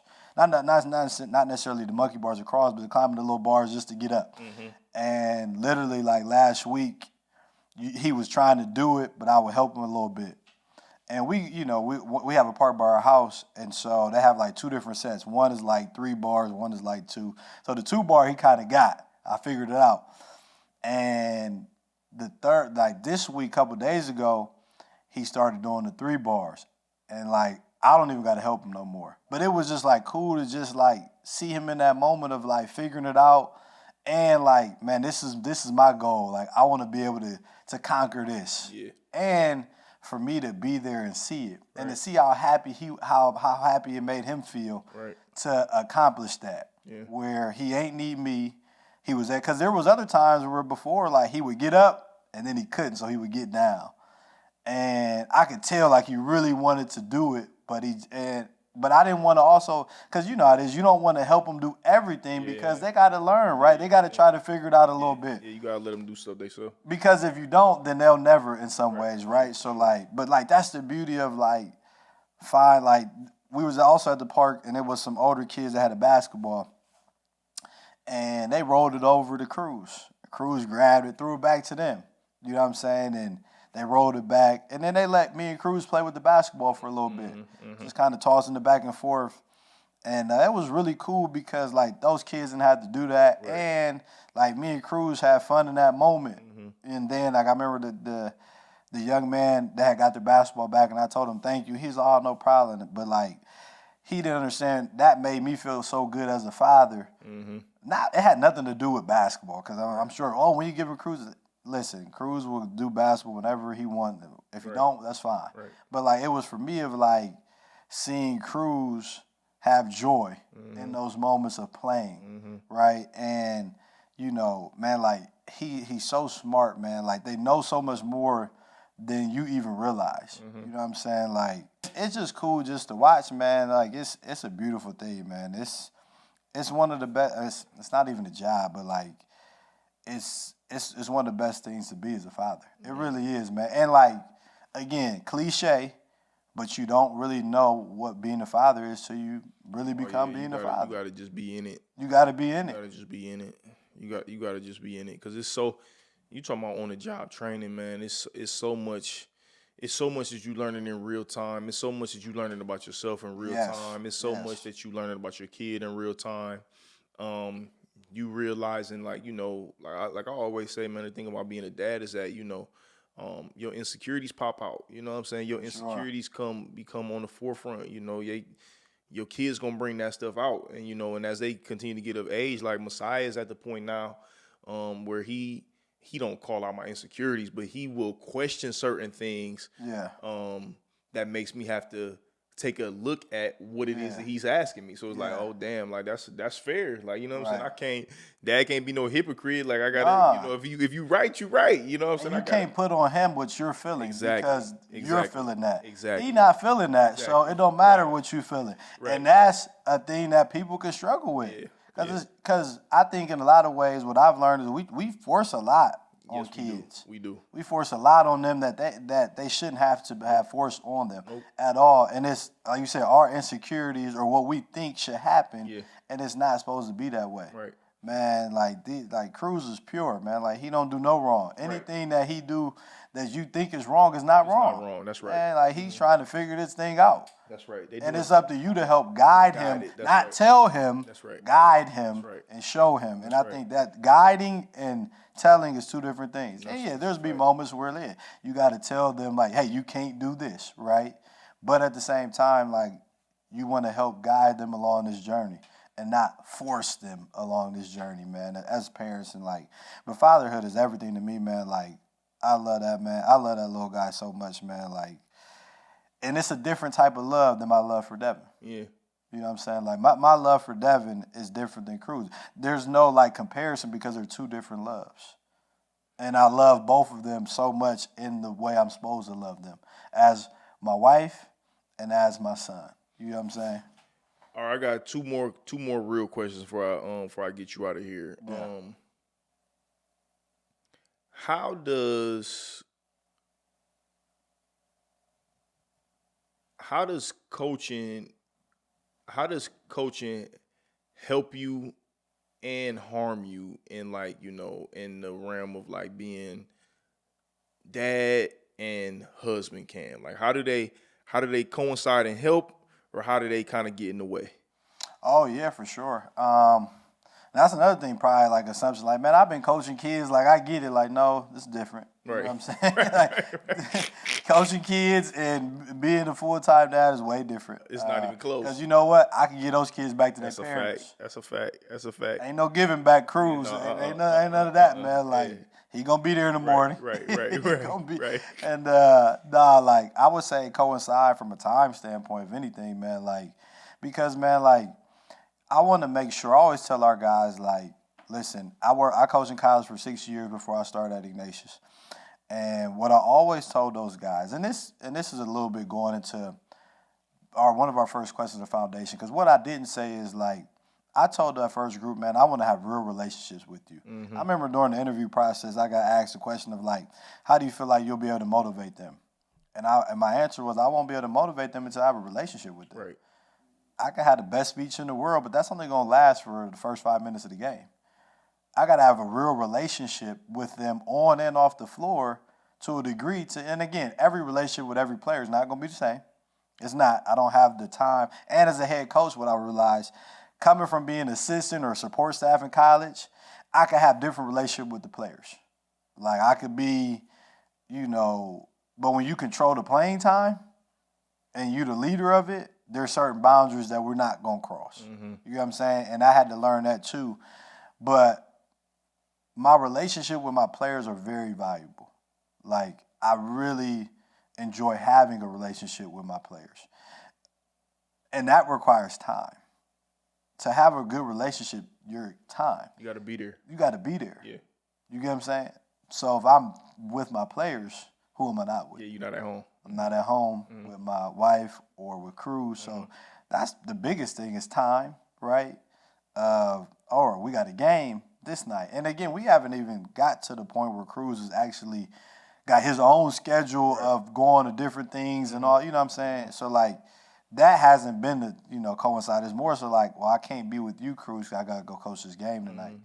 Or, I got practice. And so, like, that's the biggest thing because, like, you got to think during the week, if I get to work between 8:30 and 9, and if we're practicing, I get home between 5 and 5:30. Well, Cruz is going to bed at 8. So I got 2.5 hours, 3 hours to really kick it with him at times when I'm really in the thick of things. Yeah. That's not a lot of time. Who am I with, though, a lot of time? I'm with the other side of things. Right. So, like, man, so, like, finding that balance of when I have days off or when I do have time outside of the season, like, when in April, like, hey, when they going back playing AAU, like, I'm not in the gym constantly. Right. Like, nah, in May, I'm not in the gym a bunch in May. Like, I give them space. One, because, man, we just went through 6 months of me and you every day. Right. You need time away from me, and I need time away from you, man. Like, there's beauty in having breaks. Like, go work with somebody else for a little bit, come back, and, like, that's the good about it. But, like, also, man, I want to go be with my son, be with my family, be with my wife. Like, that's very valuable time that now I'm able to spend. So, getting home at 3 instead of 5, now I got 5 hours with you instead of 3. Right. You get what I'm saying? So, like, man, like, or sometimes it's probably just like making the most of the time when you do have them. So, like, that them 3 hours when you there, like, all right, let me put the phone down for like 45 minutes. And I've had to catch myself a lot with that. Right. Of not having my headphone in, because, you know, we both love podcasts, we both love listening to YouTube, debate shows, and all that, man. Just get on it. Oh my gosh, man. And it's easy to get off track, man. So, like you said, it's not even about the hours. It's about understanding, man, when I do have the time and I am with him, to be present, just like I had to be present within the beginning of my marriage. Right. Being present as a father, man. And so, like, but they do conflict at times. But it's not the end of the world. And a lot of people deal with that. Right. Mine is from the coaching aspect. So mine may happen on the weekends. Mine may happen on the nights. Mine may go past 5. Mine may be some travel within it. Mine may not be 8 to 3 every day or 8 to 5 every day. And I got the weekends totally free. But again, I love the life that I've chose. And I love the balance that I've been able to create within my life. Yeah.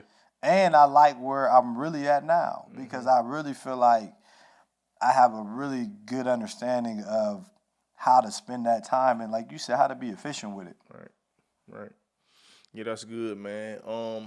My last question. Look, I'm always I gotta ask you a Brian question, right? Like, my favorite thing to say about Brian right now is that people gonna miss him when he gone, right? Like, the way that the collective of people take Brian for granted is insane to me. Like, we never gonna see anything like this dude ever again. We never gonna see a dude go to the finals 9 straight times. We're not gonna see no dude dominate for 20 plus years. We never gonna see a dude come into the league fresh out of high school and play in these multiple different eras. We never gonna see a dude win titles in 3 different franchises. We just not gonna see this dude. We're not gonna see this ever again. So, like, while we got him, we need to really be able to appreciate what we seeing him in real time. Yeah. So, like, that's my favorite thing to say about Brian, right? When you see Brian, you know, today, like, what do you see that other people don't see that makes him who he is? Like, what do you see as, like, I can appreciate Brian differently because I see this, like, but other people don't see it. What do you see when you see Brian? I see a man that is in total control of what he wants to do and accomplish. And that doesn't mean from just like an NBA standpoint. Like, in fatherhood, you see him, like, really, like, the special moments that he has with his sons and his daughters, man, is beautiful to see. And then, like, just whenever I'm around him, I just see, like, again, I knew Brian at an early age when all he wanted to eat was cereal and fruit and candy and hamburgers, you know what I'm saying? Like, so, like, just to see that full transformation, like, is awesome. And, like, his vision and his work ethic, and he's not like this. I always tell people this all the time, man. Like, Brian is not, like, listen, man, if I'm one of the best athletes ever or in the world, like, there is going to be some cockiness to me. Like, that plays into who I am. I don't get to where I'm at without that. Right.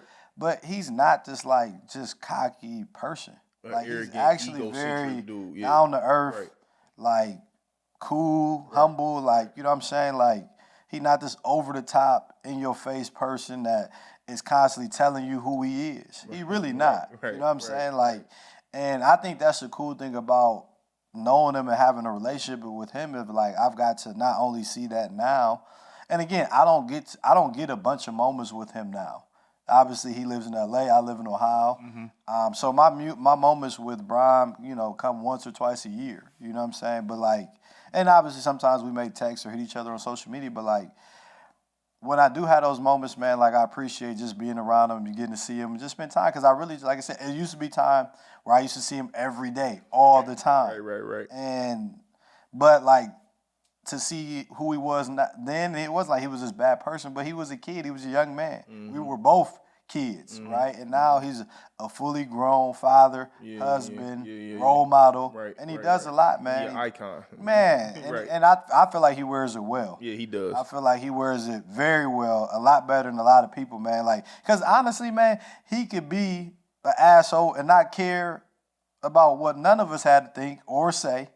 And I don't really feel like he's like that at all. And I think Brian is a historian. Yes. So Brian appreciates the people before him. Yeah. And like I feel like in a lot of ways, and I never asked him this, I could be wrong, but I feel like that's why he played in the Olympics again. He could have easily said, no, he already won it twice, man. That man, he's 39 now. Right. But like he appreciates what the Olympics are. Right. And I may not have this again. Let me go do this. Let me go play in front of the world, man. Right. And that's why, man, you seen the emotion and the passion out of him. Man, because, like, he wasn't out there like he was going hard, man, because he wanted to be great. Like, and he's always had that determination, wanting to be great and that vision. And, like, a lot of people want to be great, but they don't want to do the necessary things to be great. He does. So if that means working out when I go on vacation, he gonna work out. If that means I got to get another 500 shots, he gonna do that. Like, he's going to maximize everything he can to be great. And a lot of people, they have a lot of different resources where they can maximize and be better, and they don't question him because that's what he wants to do. Right. Like, if that's what you want to do, if you want to be okay where you are at the stage of your career, where your life is, that's okay. Nobody knocking you for that. But don't knock this man because he want to get 50,000 points. Right. Like, I remember somebody, I remember seeing on Twitter the other day, like, or X, whatever you want to call it. Oh, man, he ain't no scorer, but, like, he just continued to play so he could add up. Like, man, like, if he want to score 60,000, then he want to score 60,000. Right. But this, like, narrative of, like, and and that's just not easy. Like, no. And that's why we're taking it for granted. Yeah, that's not easy, bro. Like, and that's why we're not easy to pad your stats at 40, bro. And like, he's not padding himself. He's not even. If he was averaging 8 points, like, all right, man, you need to hang it up, bro. Right. Man, this dude's still getting 25 a night. Right. Like, man, like you said, we're questioning greatness because he's still doing at a great level. And it's like, when he's done, you're gonna be like, man, like, you're like, man, I should appreciate him a little bit differently. Greatness can be deceiving. It's like boring, you know what I'm saying? But it's not though. Like, you know what I'm saying? It's almost like, it's this like obsession that we have with things having to be like flashy and like it's got to be like this wow factor. Yeah. But like if you just sit in it and really just look at the big picture, bro. What this dude is doing and constantly is doing is one of a kind, man. We not gonna see this no more, man. That's why you got to fall in love with the process. Yes. Like my brother always said when he knew he was done, he was like, I could go play. He was like, that's not it. He was like, it's the process that where now my want to train and maintain and get better is not the same anymore. Right. That's when I knew I was done. Right. Like you got to be in love with the process, and guess what, man? Like, you got to find joy within that. Yep. Because, like, hey, the winning is amazing. But like you said, if you find joy in that process, and that's what I meant by, like, again, that first question, like, man, our open gyms got to be like practices. Right. Like, man, you got to fall in, like, oh, man, you got to be in lunch, like, 3 o'clock, man, it's going down. My team going to win. Right. Like, my guys last year, like, they were talking about who had the most open gym wins all the time. Like that. If they didn't have I had to kick them dudes out, like, hey, 5 o'clock, I'm going home. Right. Like, hey, I'm going to see my son, I'm going to see my wife. I don't care because you only got 2 wins. You had an hour. Right. You had 2 hours. You ain't do what you supposed to do. You lost today. Hey, man, you better get ready for the next day. But, that process of being, fully excited. And Brian loves the process, man. He loves being great. And you can't knock him for that. So, credit to him, man. Shout out to him for sure. Well, Championship Coach Cam, man, it's been a pleasure, man. We finally got you to sit down. Yes. With us on the pod, man. You officially LYP alum, man. You know what I'm saying? It feels good to be finally on the pod, man. Yeah, man. I appreciate you coming on. Look, I'm gonna hit you with a couple of rapid questions before I get you on out of here. And then we'll wrap it up. Yeah. First and foremost, Name of the pod is called Live Your Purpose, man. Yeah. What is your purpose and how is that connected to what you're doing currently today? So my purpose, man, I feel like is being a leader and giving back. I feel like, one of the things my father told me when I decided to get in coaching is like, hey, man, you are being a servant of the Lord. Mm-hmm. Like you are doing the Lord's work in a different way. It may not be in the church from a sanctuary standpoint, but like you are on the ground molding our youth. Right. And you have a big impact on their life and never take that for granted. Mm-hmm. And so I think my purpose, man, is really just giving back my knowledge of not just the game of basketball. I always say, like, I got it tatted on my arm, like, use basketball, don't let it use you. Mm-hmm. And, like, I've used basketball to take me all around the world in different ways. Sometimes I'm going around the world, like, I went to Taiwan not to play basketball, but my relationship with my friend Danny was from basketball. Right.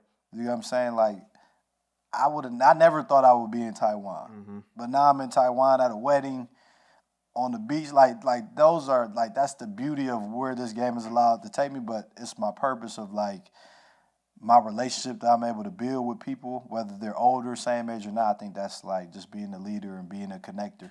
Mm-hmm. What is the best advice you ever received? Oh, that's a tough one. Best advice. I would say this, man. Some of the best advice I received was like, and again, it's somewhat cliche, but I think especially in our world today, especially with social media, man, you can get very much caught up into the have-nots and the haves, right? And like what you don't got and what somebody else does have, or how they maybe accomplished success early and maybe you haven't. Like, run your own race. Mm-hmm. And that is very hard in today's microwave, quick fix, quick success. You can see everybody else's highlight reel. Yeah, like it's tough. But that was like, and I've been there before. Like, man, how he get this, or like, right. But like, you got to run your own race. Like, you can't question why it's like, you can question why it's not happening to you because that's natural. That's a natural emotion. But like, don't let somebody else's race take away from your own. Right. On the flip side of that, what's the worst advice you ever received? The worst advice that I've ever received is, man, the worst advice. Let me see. That's a good one. I think the worst advice that someone has probably told me has to probably coincide with a multitude of things, but I would say just like, almost like it's okay if you make mistakes in a way. Because I think for me, That's was the like worst advice you received. And I said, and here's the thing. Okay. I know that sounds crazy, right? Context, I got to put some context to it. I say that because nobody is perfect. I'm not saying live this perfect life.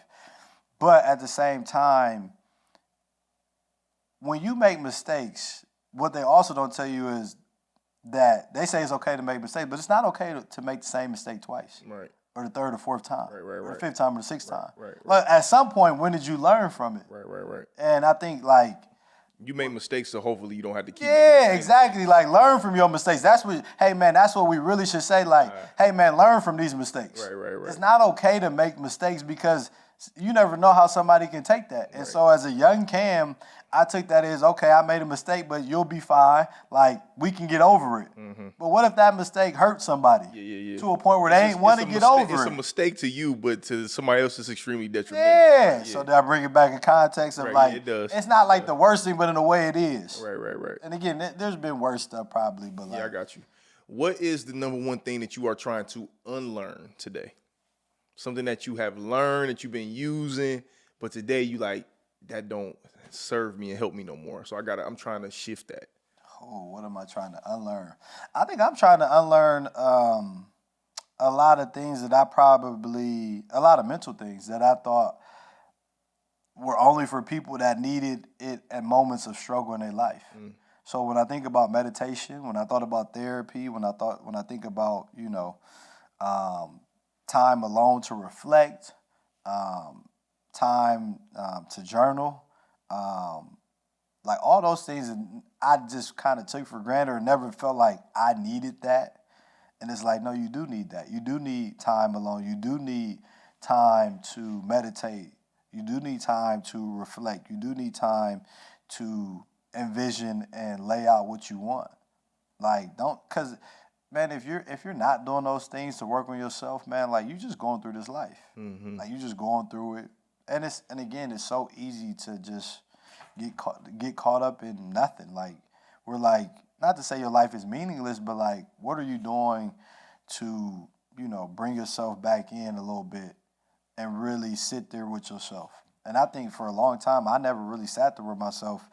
It was just constant moving and shaking. Yeah, that's good. Whether good or bad, you know what I'm saying? Like, there was like, okay, if it's bad, I'll be fine. Okay, if it's good, great. All right, on to the next thing. And so it was never like, hey, you know what, man, these things are good for you. Like, they're adding healthiness to you. You get what I'm saying? Like, that's a part of the journey, man. That's a part of growing. And I think, again, because of how it was portrayed to us when we were younger, now people have a different outlook on it. 100%. You know what I'm saying? Like the one young dude, Jared McCain, that just went to leave from Duke. Mm-hmm. Like, I remember coming across a video, and everybody talk about, like, he's famous for his TikTok stuff. But, like, I remember, like, he was doing his daily routine. Like, man, I wasn't doing that at 15, 16 years old. Right. 17, 18. Right. I wasn't doing none of that. I didn't get a daily routine until like 4 or 5 years ago. Like, man, exactly. Right. Like, so for him to have that is great. Right. For him to understand that is great. Right. If I see somebody doing yoga when I was live, I used to be like, what's wrong with them? But I don't need that. Like, right. I'm good. I just work out. Like, no, I need that. Right. I need to meditate. Right. Like, I felt like meditating throughout our playoffs this year helped me. You know what I'm saying? There was, hey, man, not necessarily nerves, but I get real anxious before games, especially like playoff games. Mm-hmm. Like, I needed to relax. Mm-hmm. Like, I remember, like, the night before our regional final game, like, I was tossing and turning. And I remember I told Devin, like, I had my headphones and literally just laying in the bed. She was asleep. And I just put my headphones in, and I literally, the app that you put me on to, Insight. Yeah. Went to just kind of a random meditation, and it calmed me. I was able to just like kind of take my mind off of things. I went to sleep. I woke up feeling good the next day. Dope. And I felt very much more comfortable. Dope. If you were able to put like one rule into effect that everybody across the world had to do every day, what would it be? One rule, one thing people had to do, what would it be? Listen to others. That's a good one. Listen, we take for granted listening all the time. Yeah. All right, last question. What is your superpower? I think my superpower